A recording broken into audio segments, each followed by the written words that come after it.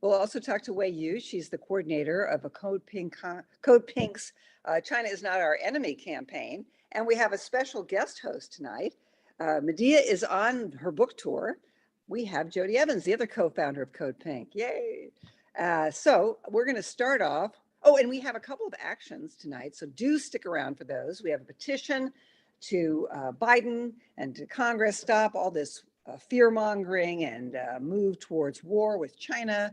And then later we are going to get on the phone for our Capitol calling party and tell our senators not to pass the Restrict Act, which would, if you can imagine this, usher in even more mass surveillance and appoint some sort of all-powerful panel to censor and ban certain social media platforms. We'll be talking about that tonight as we talk to Lee Camp and Wei Yu, and we'll also include a Q&A. So we'll ask you to put your questions in the chat so we can pose them to our guests.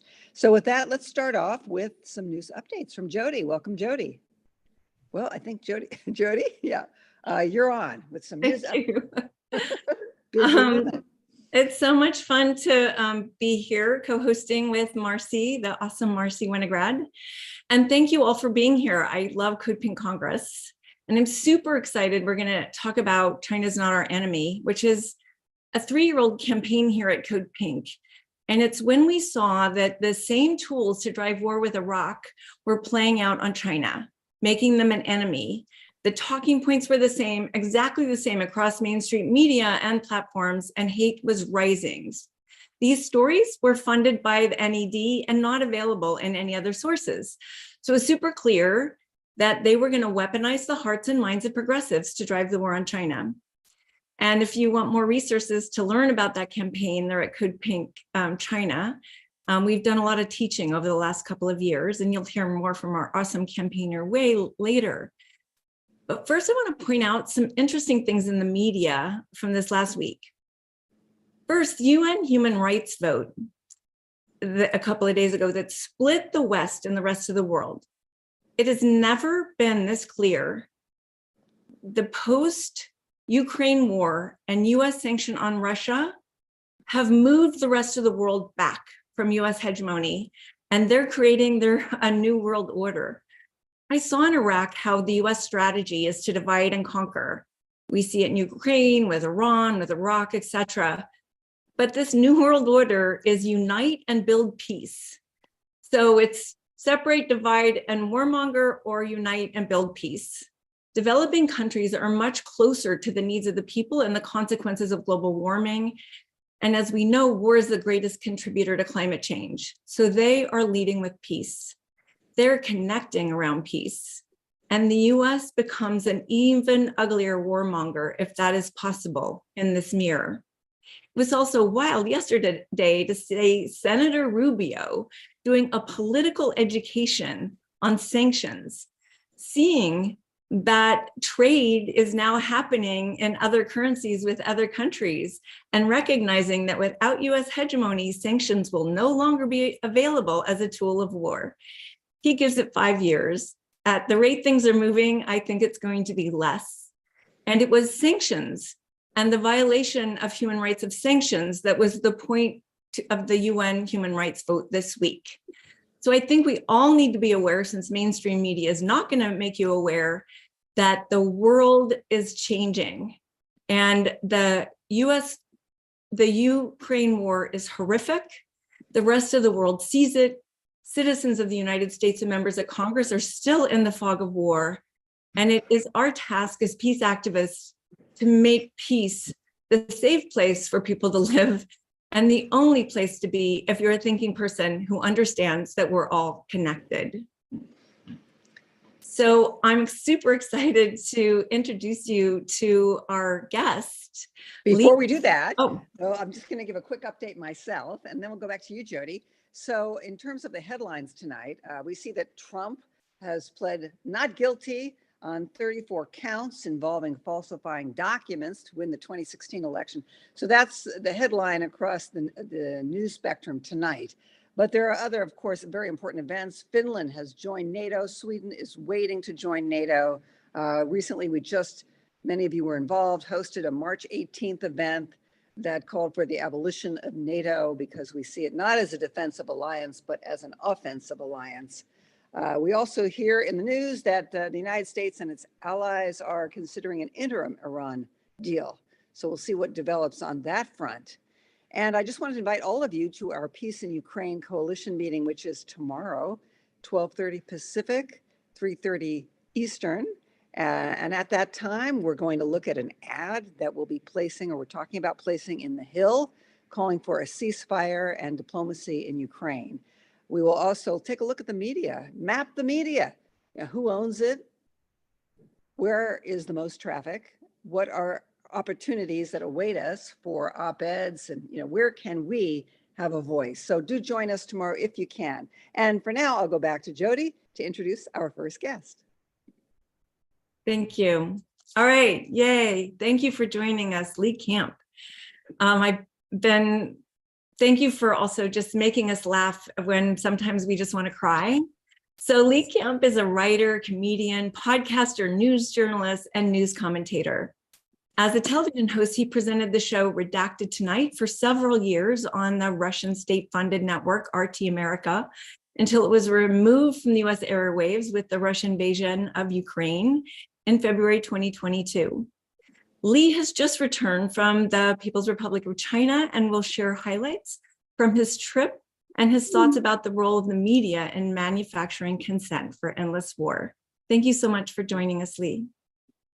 Thanks so much for having me, Jody, and to all the amazing people I consider to be the best people are here right now. So thank you for being here. And you all look amazing. Have you lost weight? You look great. But no, it really is great to be here. I did just get back from China. It was my first trip. I was there for only 4 days. So you can imagine I spoke to all 1.4 billion people in those 4 days. And I was there to speak at the second International Democracy Forum they had there. And I know that some people in the West may go, oh, that's hilarious for China to have a democracy forum. However, I think George Galloway, who was also there and also spoke, put it best. He said on stage, and he actually said he got this from someone said this on Chinese television, that in China, you can't change the party, but you can change the policies. And in the US, you can change the parties all you want. You can't change the policies. Further, as George Galloway further put it, the two parties in America are two cheeks of the same backside. And I think that's absolutely true. And there's examples of people actually voting and standing up in China and changing policies very dramatically in China. Whereas, can't change the party, but changing the policies, that sounds like actually a step up from the faux democracy we have here in the United States, the only country that votes on black box mystery machines that can never be actually seen to have counted your vote because it's patented coding. So there's many ways that our democracy is laughable. But then the following week, this week, or was it? I guess it was last week. Joe Biden had his democracy summit that invited a who's who of authoritarians and puppet regimes that the U.S. has in power. Netanyahu, Zelensky, just a few of them. And of course, Macron, who is clearly listening to his people at the moment. So I think the American democracy summit was far more laughable than anything that came out of the Chinese summit or forum, which I thought was actually very meaningful. Had a lot of nations represented from around the world. I talked with senators from Pakistan. They had speeches from the former prime minister of Japan, former prime minister of Thailand. The head of one of the most memorable speeches was a speech from Frank Mwembe, from the president of the Socialist Party in Zambia. And he gave an amazing speech saying that America, because Kamala Harris is in Africa or was just in Africa, teaching them about democracy. And he, of course, pointed out how hilarious it is for the country that has couped, assassinated, sanctioned, gone to war with so many democratically elected governments. And then they come to Africa and want to talk down to them, to tell them how to have democracy is, of course, laughable if it weren't so sad. Other thoughts and you know, Jody, you can jump in if I'm talking too long, but other thoughts I had was just how kind and understanding and informed the Chinese people that I spoke to. Of the 1.4 billion, of course, I only got to like 1.1 billion, I think I spoke to. No, I obviously only spoke to, you know, probably 30 to 50 people within Beijing, which is where I was. So I don't claim to know everything about China, but of what I saw, it was amazing. And also what I thought was really important, which is also my take on Cuba when I was there, is that the people understand the difference between the American people and the American ruling elite that are in our government. And yet we're told in our propaganda that is pushed on us to conflate a people of a country with their government. You know, let's say you hate the Saudi Arabian government, which is understandable. Does that mean every Saudi Arabian is a horrible person? Yet we're told to behave like that when it comes to Iran or Russia or China, that the propaganda tells us to hate that country and all of the people within it because we're supposed to hate their leadership. And I find that in these other countries, that's not the case, that almost all the Chinese people that I spoke to like Americans and many of them had been to America and had an enjoyable time. So they see the difference between our militaristic leaders and the actual people in this country. And I think that's really an important difference. And that xenophobia, that hatred that is created from the U.S. propaganda is really powerful and dangerous. And of course, we're seeing it now more than ever against China, against Russia, against several other countries. And, you know, I think that is one of the most important things that we have to break out of. Oh, and one more point I wanted to make. You mentioned Marco Rubio talking about the fact that countries are getting outside the petrodollar. And I think I'm going to say something that'll probably a lot of you may not have heard because, you know, I didn't even think about it or hear about it until very recently, is that America gets a lot of our power right from the petrodollar. That's why we can print unlimited amount of money and our dollar still has power. The moment that fossil fuels is no longer sold and bought in dollars, our currency lacks power. We can't spend $1 trillion on military, and our military around the world dwindles. It's hugely impactful. But the part I hadn't thought of is, you notice what else is in the name of the petrodollar? The word petro, meaning in the middle of a climate crisis, it is every motivation in the world for America to not get off fossil fuels, for the world to not get off fossil fuels, and for America to, yes, despite the rhetoric, continue to make sure that fossil fuels are used all the time aggressively, because that is where our power comes from, the petrodollar. So the moment that, two ways that can dwindle the American empire or hurt the American empire is to have countries go outside of it, start using their own currency, as many countries are doing. And the other is to stop the use of fossil fuels, because the petrodollar will lose its value if fossil fuels aren't being used. But, you know, so as we sit here in the middle of a climate crisis and people are in drought, floods, tornadoes just killed a bunch of people, I'm sure their level of strength was increased by climate crisis. As we sit in the middle of that, no one on mainstream media, almost no one even in most activist circles, is talking about the fact that America will never push to get outside of fossil fuels, because that is where the American empire's power comes from. So I think that's an important point. And that's another reason that China is pivotal, because China is helping other countries to stand up and get outside the petrodollar.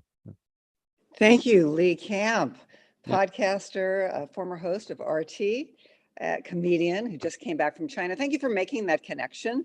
A lot of us may have not made that connection before, that the more that we have to burn fossil fuels in order to keep the petrodollar strong. So all the more reason to work for an end to the use of fossil fuels and for a multipolar world.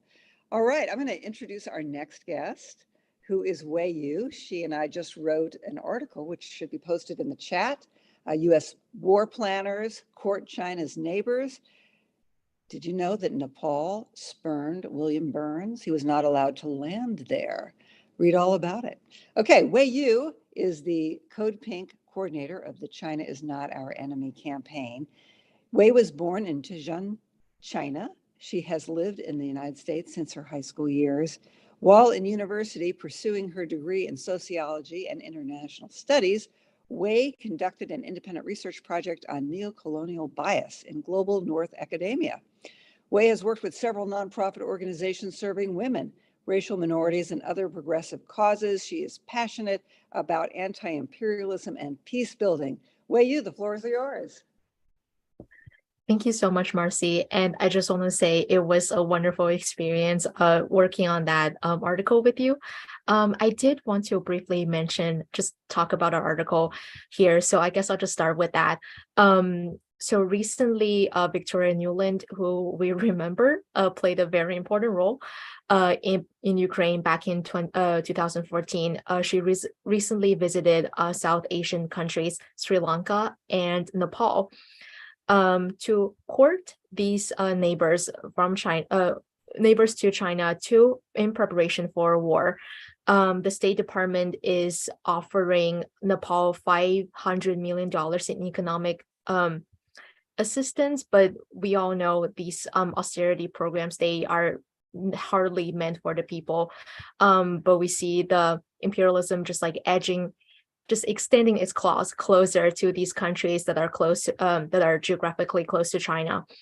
At the same time, the U.S. is also looking to militarize Sri Lanka, signing a new agreement that would effectively turn all of Sri Lanka's military bases into U.S. ones. So we talk a lot about this in our article, and I encourage you all to read more about it. But that just goes to show this war on China, really, it already started. We have our campaign in Guam about the militarization in Guam, but now we're seeing the same thing being played out in the Indo-Pacific as well. So yeah, and I'm also here to talk about TikTok. So here we go. So TikTok has been under a lot of scrutiny recently. The scrutiny of TikTok as a social media platform itself, citing security reasons, as these warmongers call it. This investigation, this scrutiny itself is hypocritical. We also saw the hearing where the TikTok CEO, Shou Zi-chew, a Singaporean, who was grilled by Congress for 5 hours. And from that hearing, we saw how blatant racism and also ignorance is in our House of Congress. And as a result of all of this fear surrounding TikTok, we're seeing these new invasive legislations, such as the Restrict Act, being advanced and moved to the Congress floor. So these are the three main things I want to talk about regarding TikTok. So these warmongers are going after TikTok because of security reasons. They're worried that these social media TikTok as a social media platform is collecting user data and sharing that data with China, who is our enemy, according to the warmongers. But really, U.S. federal agencies have long used social media to perform surveillance on American people themselves. These surveillance also targets communities that have historically been marginalized. For example, the State Department used social media screening to discriminate against Muslim, Arab, Middle Eastern, and South Asian communities under the Trump administration's Muslim ban. The DHS and ICE have used social media to monitor the activities of immigrants' rights activists. And back in 2020, we also remember that FBI have used Facebook as well as other social media platforms to monitor protesters who are protesting against racial injustice. In 2020, an FBI agent apparently was really fed up with all of these mass surveillance that he told The Intercept, man, I don't even know what's legal anymore. So we see already the US government performing surveillance on its own people with social media, as well as phone calls, text messages after 9/11. So we know this scrutiny on TikTok is really just hypocrisy. The US is projecting its own invasive policies, blaming it all on this one social media company. Now, as this scrutiny is building up, there was a hearing in Congress with the House Energy and Commerce Committee a couple of weeks ago on March 23rd, where TikTok CEO Shou Ziqiu, again, Singaporean, was grilled in front of Congress for 5 hours. The Congress members repeatedly referred to him as Chinese, despite of constant corrections, and also assumed that he had ties with the Chinese government, despite constant corrections. We just see that this jumping to conclusion and also categorizing all Asians, putting all Asians under the same category, this erasure of the diversity among Asians and Asian Americans. We also see this pageantry to target TikTok really made the Congress members fools out of themselves. There was one instance I remember where a Congress member questioned how Wi-Fi works. And it's just kind of scary to see that these people who barely understand anything about technology is making laws for all of us about technology. And finally, moving on to the Restrict Act. We already shared an article about the Restrict Act in the chat, and I think that article does a really good job talking about it, calling it Patriot Act on steroids, which I just love that expression, because a Patriot Act itself, it essentially gives the Secretary of Commerce the ability, the power to take down any social media, any online platform that is perceived as a threat to the US, as a threat to US interest. And this will include China. So going under the disguise of a TikTok ban, they're actually placing this massive censorship for all American people. And we can see that's actually a cause of war for this war on China, is that in creating an enemy and targeting this enemy, we are also losing our First Amendment rights.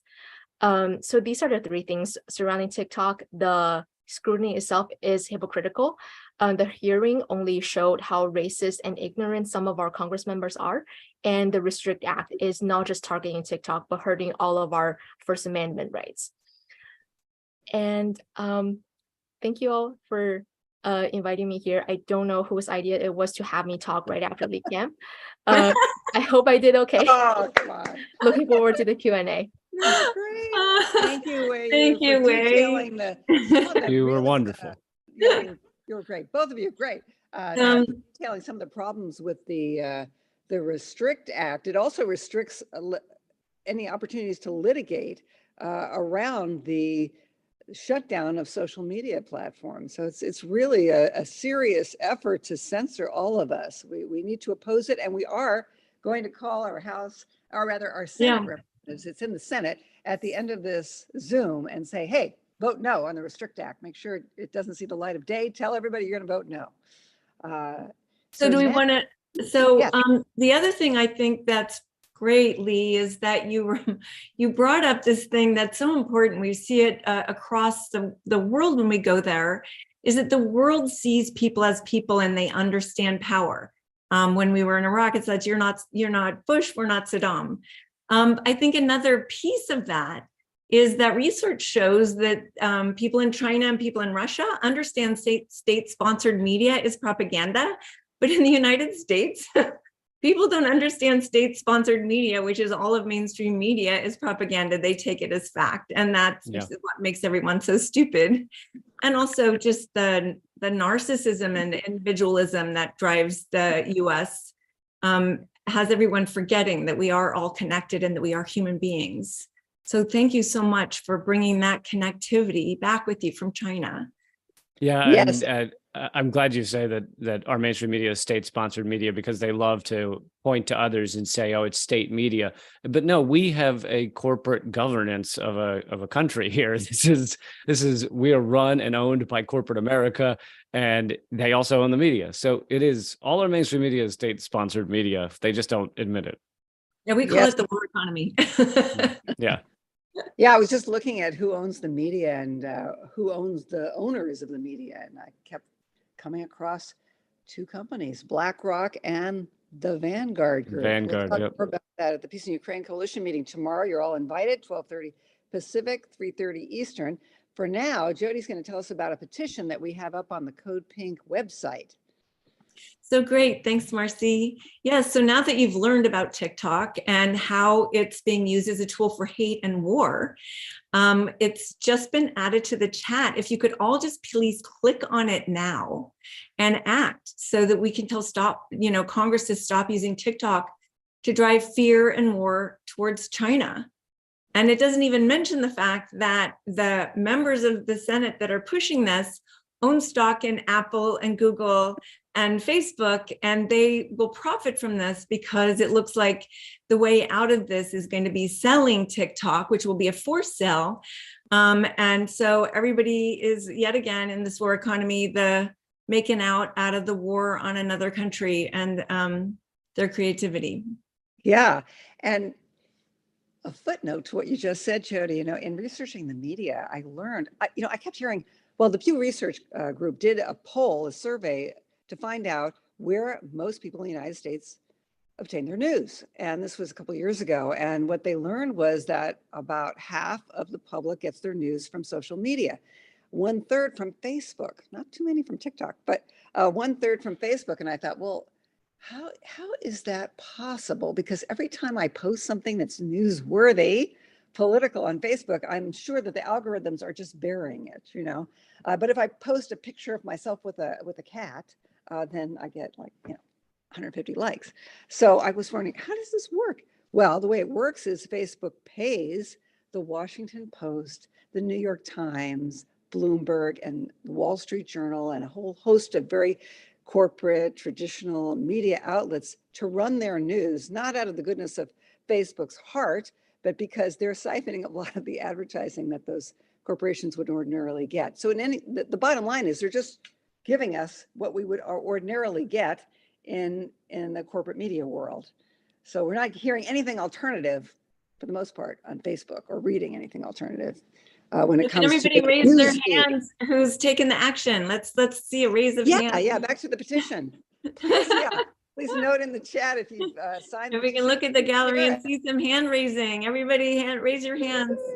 It's just a click away. Come on, let's see some hand raises. Yay. Thank you. Thank you for doing that. Let's stop the hate. Let's stop the hate. Yep. And let's do a Q&A. Let's have Lee back and Wei Yu, and we will take questions from the chat if you want to ask a question. I have a question for Lee. First of all, thank you so much for joining us tonight, Lee. I want to know about RT. Now, you hosted a show for RT. What happened with that? What is RT still being broadcast in the United States? So what was banned? What wasn't banned? Can you please clarify for us? Yeah, a lot of people have gotten this confused or wrong. So, well, first of all, I want to start out by saying, as mentioned at the top, yes, I had a show that I wrote and hosted called Redacted Tonight for 8 years, weekly show. It was on RT America. However, in that entirety of those 8 years, I was never told what to say, what not to say. I had complete freedom, which was why I knew that I would never find anything like that on American media, or at least American-owned media. And so that's why I was there, is because I had the freedom I could not get and would not have gotten anywhere else and had never been offered anywhere else. So anyway, I just want to throw that out there. But so there'd already been a lot of restrictions taken on RT America. Part of it, this is several years before, this is basically after Trump got elected. This is several years after, before the invasion. They had made it so that they had basically made it so difficult for RT America to operate. The managers had to register as foreign agents and everything, that they had separated from RT International, created their own company, an American company called TNR. So RT America was technically a separate entity, now still funded, by RT International. So I don't want to act like the funding was coming from somewhere else, but it was its own entity. So RT International obviously still exists. Some of the other RTs exist, but when they basically from what I can gather, and they didn't tell us any of this, but from what I can gather, they made it, and I will say this, the shutdown happened so instantaneously. One day we're acting like everything's fine and we're just going about work as usual. The next day they say, hey, 100 employees, thank you for your time, see you later, we're shutting down. And so it was so instantaneous. But I think that the US government made it basically impossible for them to operate. So you may say that they technically decided to shut down, but I think that it was done because, and I could tell, I knew some of the top managers in RT America, and there were tears in their eyes, like they didn't want to shut it down. So it would basically just made it impossible to operate. There would have been no funding, et cetera. So that's what happened. And on top of that, within that same week, and this shows how corporate America is one big messy entity, one big octopus with a bunch of tentacles. In that same week, my Redacted Tonight YouTube channel with 250,000 subscribers got banned globally, over 2,000 videos banned globally. It's basically a digital book burning. My Spotify podcast was banned or deleted. And of course, I continued to be shadow banned on Facebook and other platforms. But all of that happened within a week. Showing coordination, showing a literal conspiracy to shut down voices that dare question U.S. propaganda. And, you know, I've tried to continue. Obviously, I have leecamp.net where I do my work. I've been working with Mint Press and some others.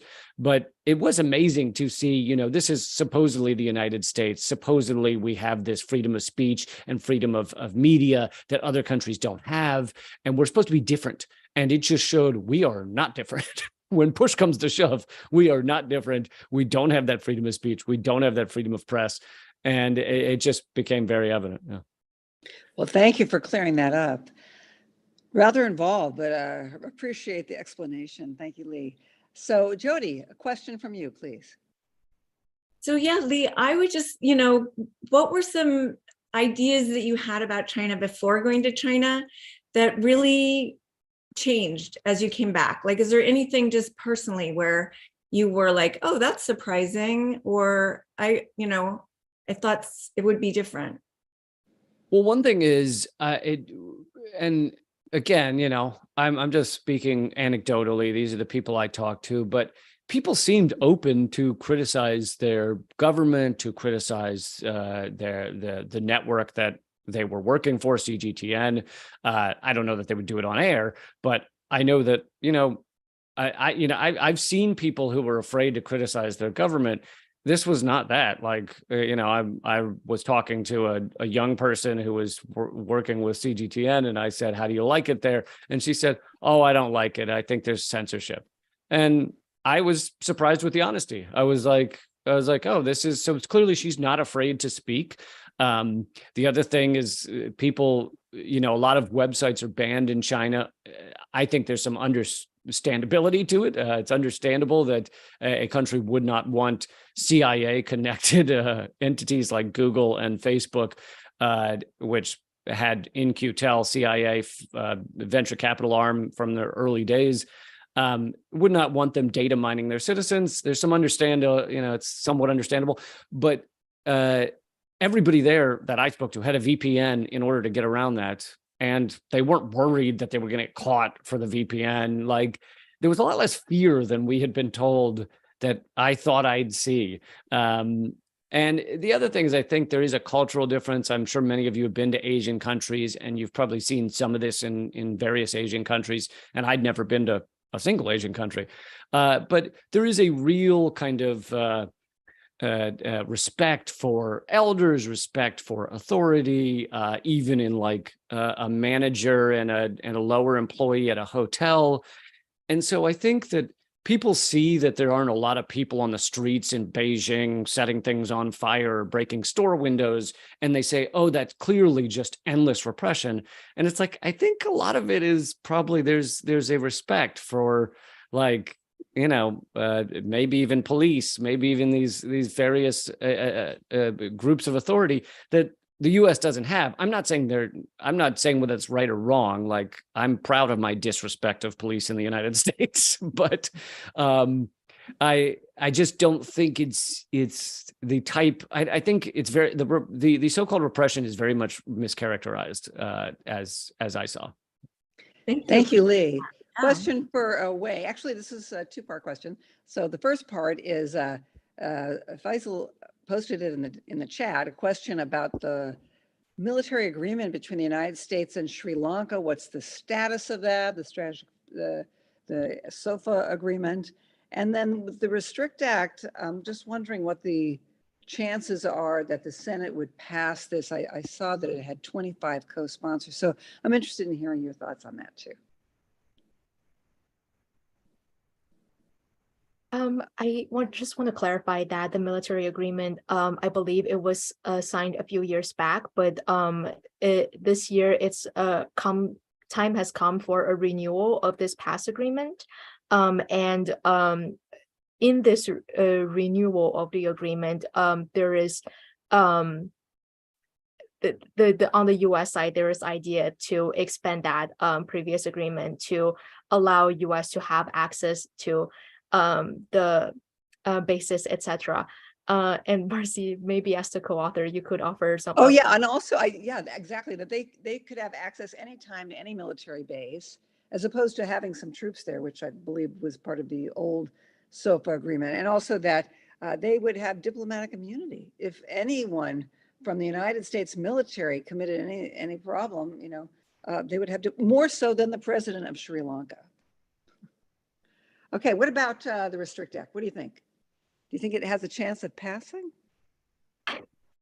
I think it is definitely too scary to see that the bill currently does have bipartisan support. We talk, I think like people generally think that there is a lot of political divide in this country, how the left and the right don't ever agree on anything. But the one thing we can tell they agree on is to bash China. It looks like they're almost in a competition to see who can outbash China.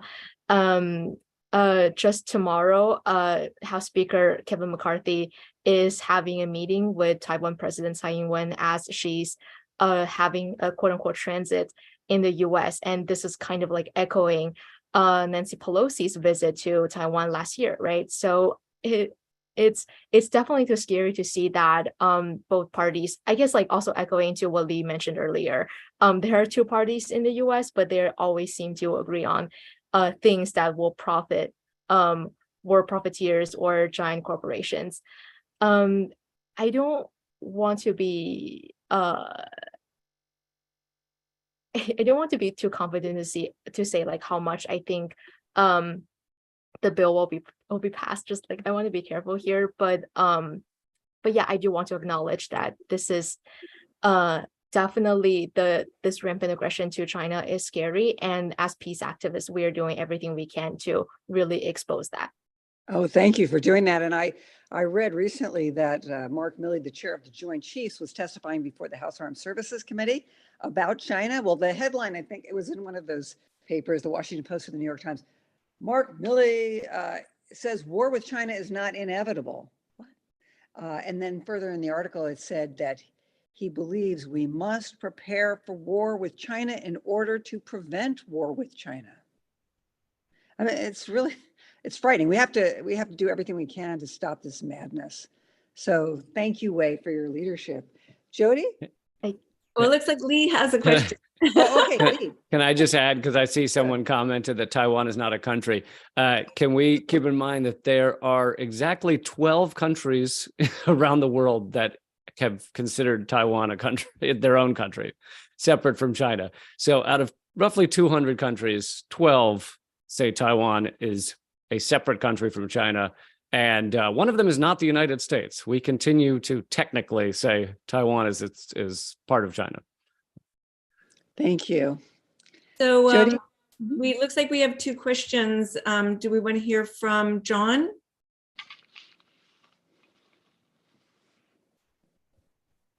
John, you need to unmute. No? Doesn't look Okay. like. Maybe we'll move to Sarah. No? All right. I'm not sure they can they unmute, Maha? I just made it so that they can, but I think their hands might be up from one action, maybe. Okay. Okay, all right. All Okay, right. so Lee, I'm interested in hearing what your take is on the war in Ukraine.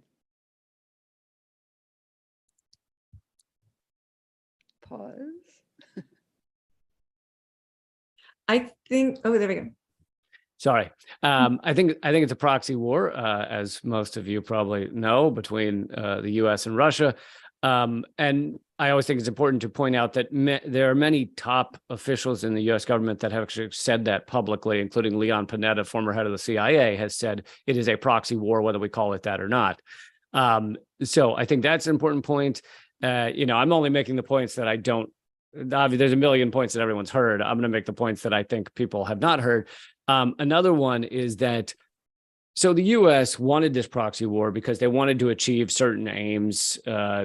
Sanctioning Russia to death was one of them. That has largely failed. They wanted to blow up the Nord Stream pipeline. Don't know how that happened. And they wanted to try and divide Russia and China. That hasn't worked, but they have divided Russia from most of Europe, which has been pushed back into a vassal state situation underneath the United States. So a Rand report that, Rand sets a lot of the kind of beltway thought that often becomes U.S. foreign policy. And a month ago, the Rand report came out saying that basically, to summarize it and simplify it too much, that of the things the U.S. wanted to achieve with this proxy war, some of them they've achieved, blowing up the Nord Stream pipeline. Some of them they haven't, but the things they haven't, they're not going to achieve. Like, the situation is not changing.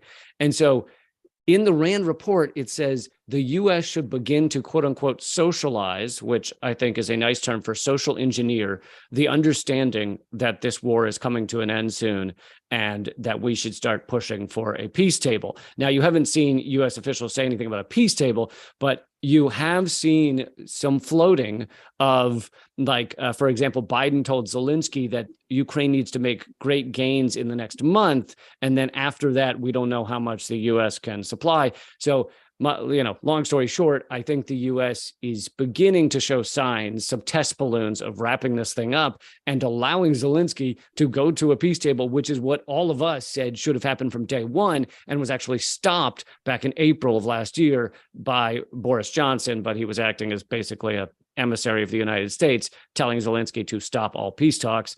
And of course he did. So, there's a little bit of hope that this great monstrosity of this war may be wrapping up because the U.S. is not going to achieve anything else with it. Thank you for that analysis, Lee. Well, I just want to say on the not achieve anything else from it. I mean, when we look at how much is lost with this war, they have achieved already a lot.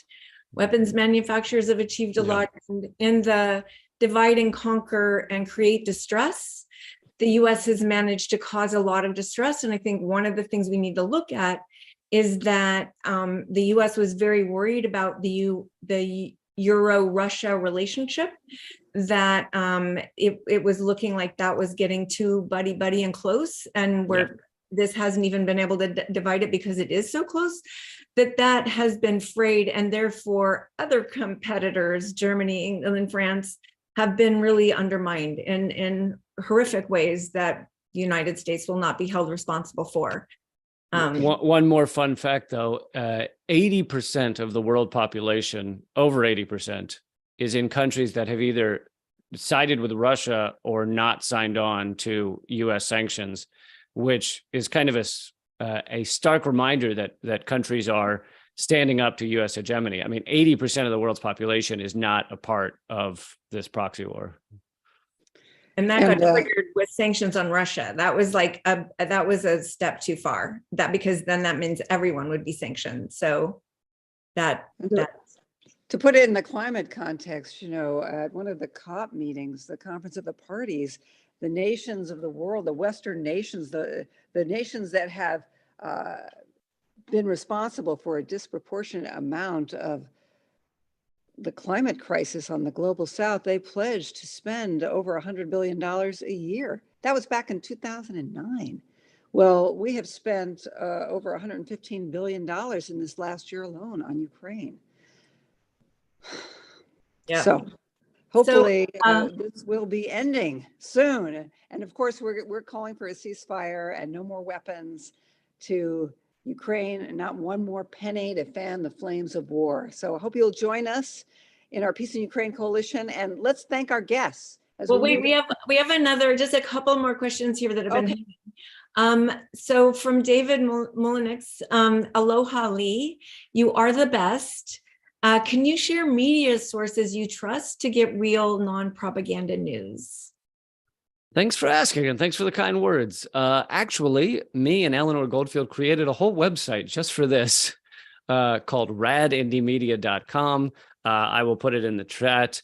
It is certainly not exhaustive. In fact, there are many sources that we like that just the RSS feed is not working properly, or various things like that. So it doesn't mean, if you don't see something on there that you think is great, it doesn't mean that we hate it. It just means there's often other problems.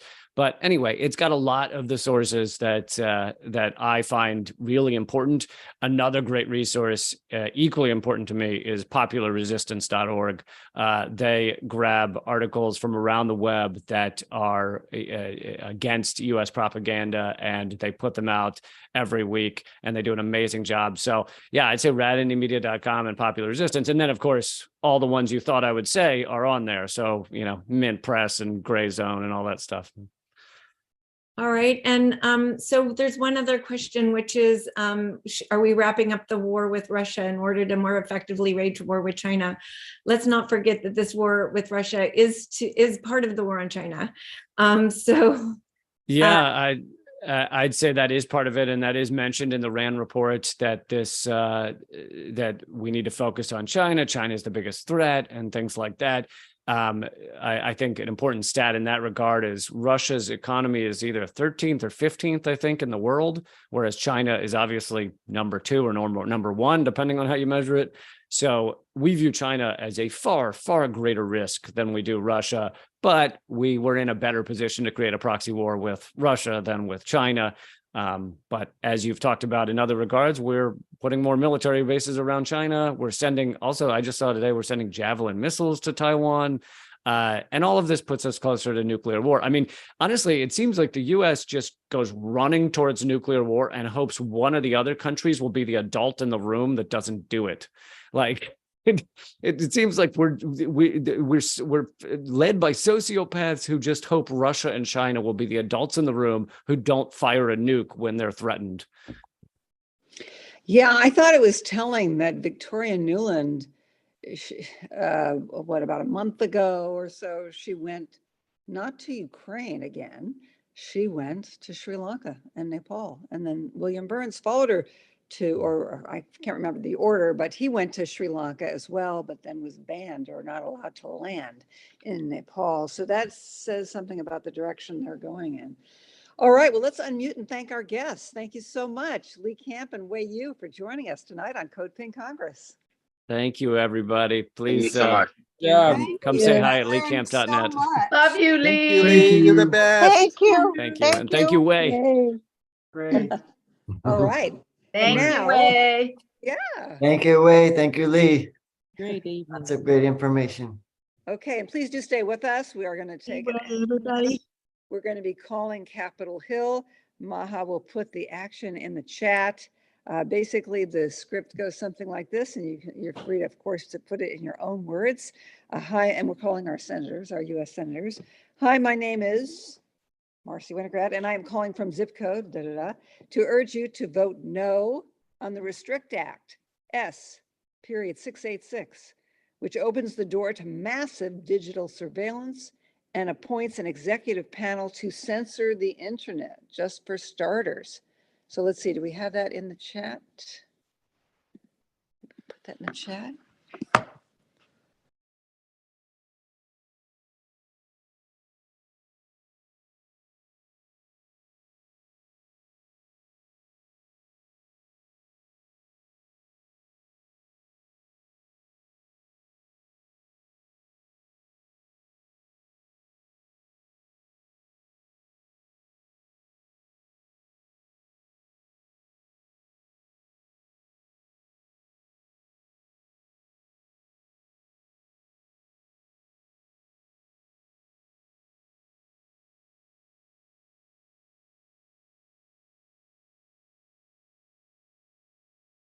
All right, let's go. Let's go. And Maha, if you can put on some, maybe some soft music from John Douglas, our favorite, that would be wonderful.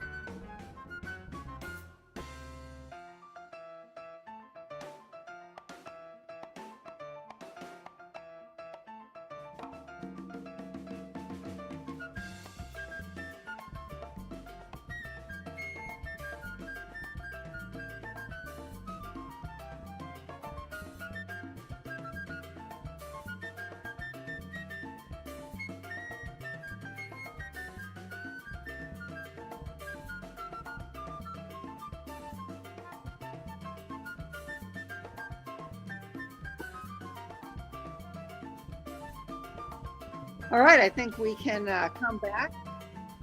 Thank thank you all for sticking around and making those phone calls. If your senator did not pick up, if they weren't taking comments, you can always call their local offices, their district offices, and they usually do take the comments, or call them tomorrow. But anyway, it's so important that they hear from us, because as we know, this is all part of preparing for something that could be really horrific if there is a war with China.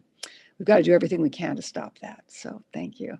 And any announcements that you want to make, Jody or Wei? If not, I thank you all for coming tonight, and do join us the first and third Tuesday of the month coming up. Next month, we'll be talking about Palestine, and we expect to hear from Tim Reiser, who has been a longtime aide to Senator Patrick Leahy, about their trip to Vietnam and all the work they did in terms of reparations, paying reparations to Vietnam in one form or another. So have a great night, and look forward to seeing you next time. Okay, bye-bye. Thank you, Maha.